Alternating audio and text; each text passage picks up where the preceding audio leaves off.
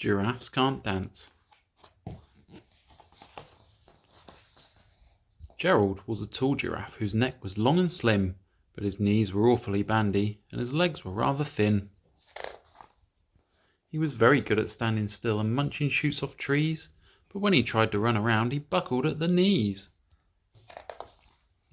Now every year in Africa they hold the jungle dance, where every single animal turns up to skip and prance. And this year when the day arrived, poor Gerald felt so sad, because when it came to dancing he was really very bad. The warthogs started waltzing, and the rhinos rock and rolled. The lions danced a tango which was elegant and bold.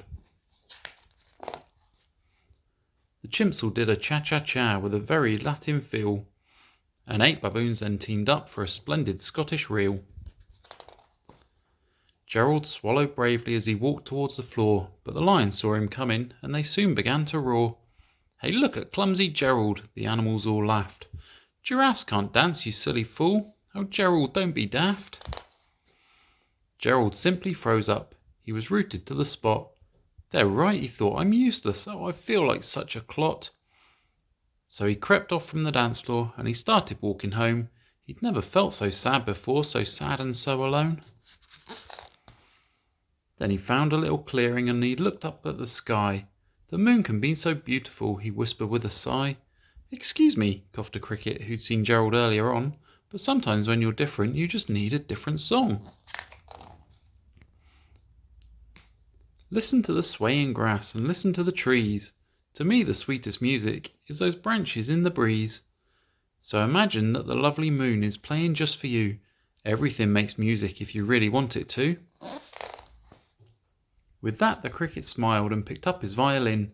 Then Gerald felt his body do the most amazing thing. His hooves had started shuffling, making circles on the ground. His neck was gently swaying and his tail was swishing round. He threw his arms out sideways and he swung them everywhere, and then he did a backward somersault and leapt up in the air. Gerald felt so wonderful, his mouth was open wide. "I'm dancing, yes I'm dancing, I am dancing!" Gerald cried.